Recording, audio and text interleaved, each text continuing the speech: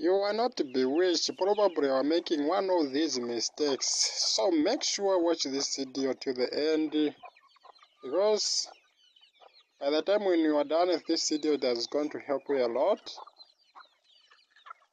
I am making this video because I was in this situation and I made all these mistakes. Realized maybe I was bewitched, not knowing I was doing certain things right. So if you are new here, please do me a favor, subscribe to this channel. I really appreciate that. For the returning viewer, subscribers, thank you so much. Without you, I'm nothing. And for those who haven't subscribed, please, you are missing a lot of things. Please do subscribe to this channel. It is really always especially concerning to anything that concerns poultry, chicken, especially improved beef chicken, bean fowls, rabbits. It is all here. Welcome to Welfare.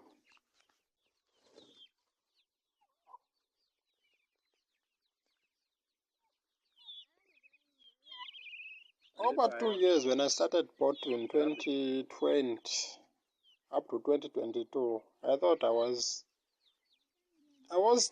wasn't making any profits, not moving ahead. But people were talking, he has a lot of chickens. Wow, I wasn't making any profits. So what I did, things were just not going well with me. I made a lot of losses, not having anything to show that I kept chickens. And people were talking, when you look at the flock, we had 9 chickens. So I went undercover, I went somewhere just to reflect for 6 months. So I discovered that there are few things I did wrong, and I ought to correct those things. If I didn't want to correct them, I was still going to get the same results. Remember when someone said, there's this genius who said that the insanity is doing the same thing over and over again, expecting a different outcome. So I read that quote, and I thought, no, I'm not happy here. There's so many people who are saying I'm having a lot of chickens. Probably there's something I'm not doing right. So I went to discover that. I went to change things. I wanted to change things. I wanted to make some profits, to have something to show that I'm doing this, I'm into poultry and so on. So make sure watch this video to the end, because number 4, maybe it is the one that is going to change everything. So the first mistake I made was not to keep records. I was just buying feeds, selling chickens, buying feeds, medicine, and so on. I wasn't keeping chickens, so I was not able to identify where my money is going and what I have left, how much am I earning, and what am I making, and so on. Mostly record keeping is very much important. It will help you to track how your business is doing in terms of egg production, meat production, and the expenses, the sales, also the mortality rate. You have to record all those things. For example, if you have got a batch of 50 chicks and you have recorded them, you will know what age those chicks that died and why they died.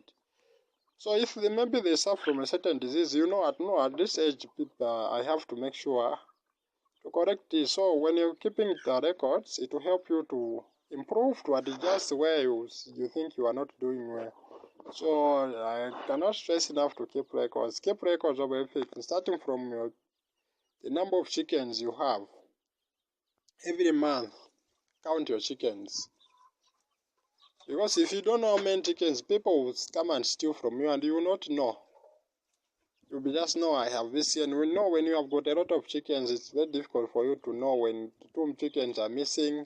Every month, 2 chickens are missing, 4 and what small numbers. So make sure count your chickens every month. That way you'll be able to know whether your chickens are disappearing or what, or you are making, some people, these workers, they steal chickens, you are going to make a lot of losses. You're saying, I have 1,000 birds, while you only have 700.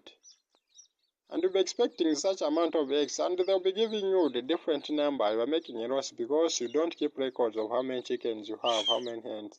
So number of your chickens, also keep records of the expenses and the sales, so that at the end of the year you check your records to see how much you have made, if your expenses exceed sales, and how you can adjust on that one.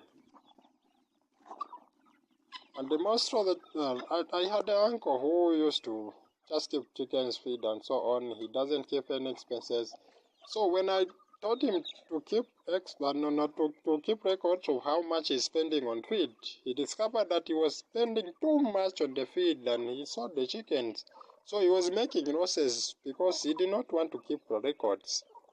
So when you know, especially for feeds, when you keep records on the feeds, you'll be able to know how to give your chickens what amounts of how you can give your chickens. So that was a mistake number, not keeping records. So make sure when you start this thing, have a record, keep records, how much you are spending, how many birds you have, expenditures, the sales, and also the mortality. You'll be able to know, identify a lot of diseases, describe a disease, and find the solution.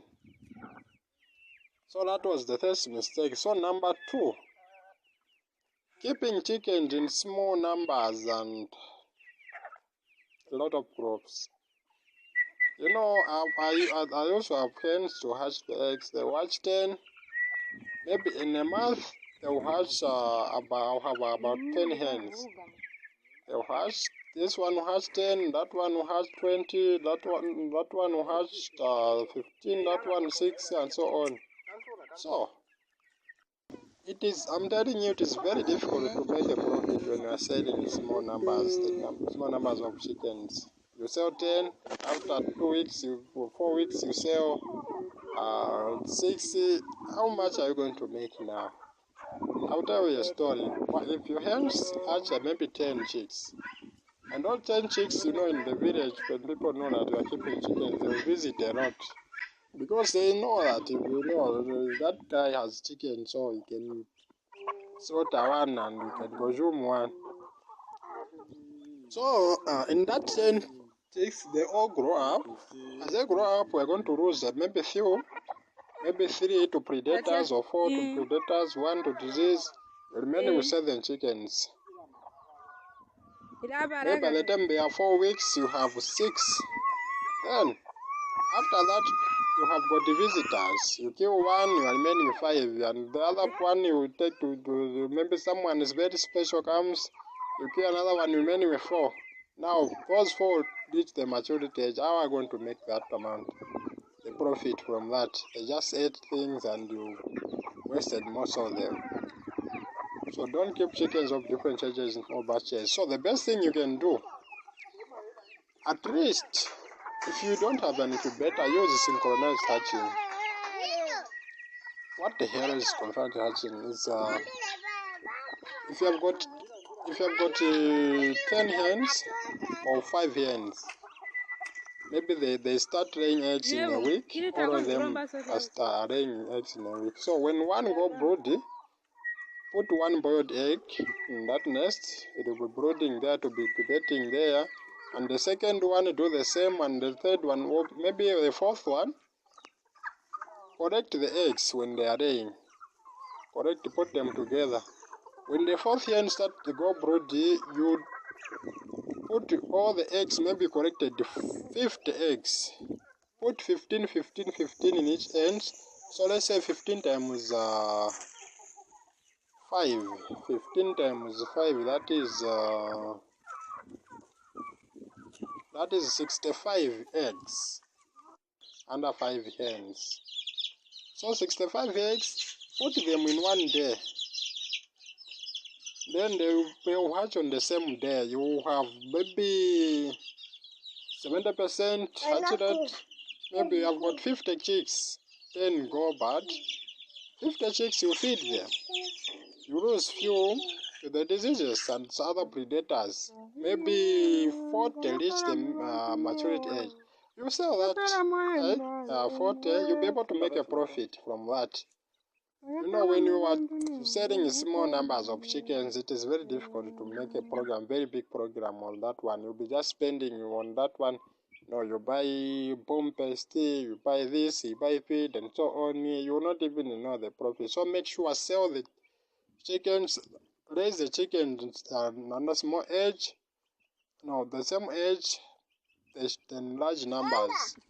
Another thing of keeping chickens on in different ages, small numbers, and most of the time the first batch will survive while the other hatches, the smaller chicks, will not survive well. They will be subject to the diseases.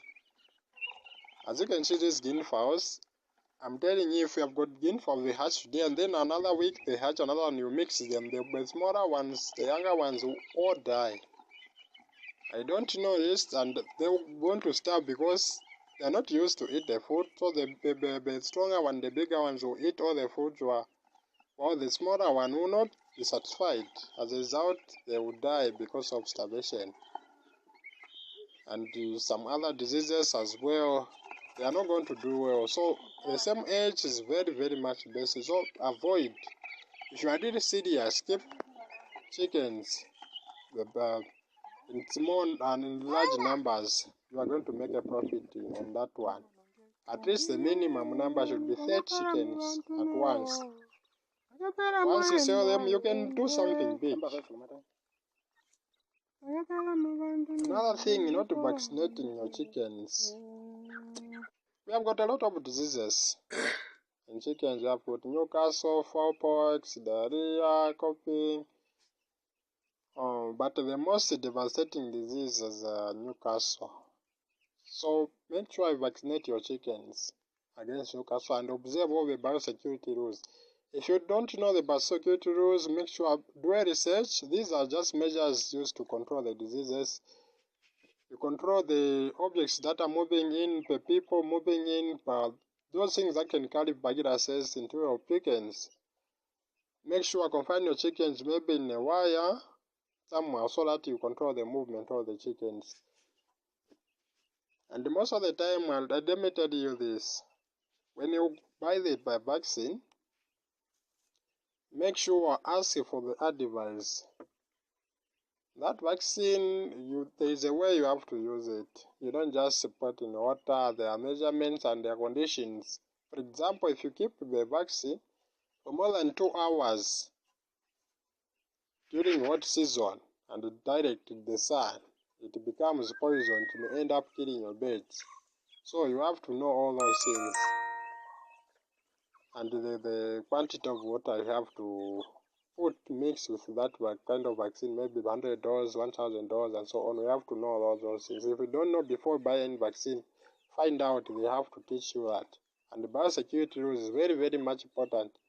Don't be reluctant because you have vaccinated your chickens and you don't follow biosecurity rules. Your chickens are going to die. Because the soldiers will get tired. No, you allow chickens, the humans to enter into your chicken house or what? Because because you vaccinated your chickens against Newcastle and you think your chickens will not die, they will die.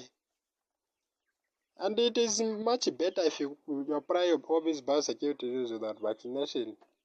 You control the movement of objects and so on, than someone who vaccinate them and just let the chickens wander, mix with the neighbors and so on. When other neighbors, there is an outbreak during neighbors, within your neighbor Newcastle outbreak, your chickens will die. So make sure preserve biosecurity rules and you are going to have a lot of chickens. I'm telling you, it is very, very much devastating. You raise your chickens and you find them dead one day. In just 2 days or 3 days, they are all sick, dead. We all have been there, experienced it there, and so on. I killed about 40 chickens once, slaughtered them. There was Newcastle disease. Put them in a fridge. That was the best way. So I'm going to make a video on that one, on how you can prevent a disease. National biosecurity rules, because it's very, very much important. You know, one of the things that people get scared into getting into this poultry business is diseases and the feed expenses. So we have to find out on that one. Thank you so much for watching my video. Don't forget to subscribe. I really appreciate it.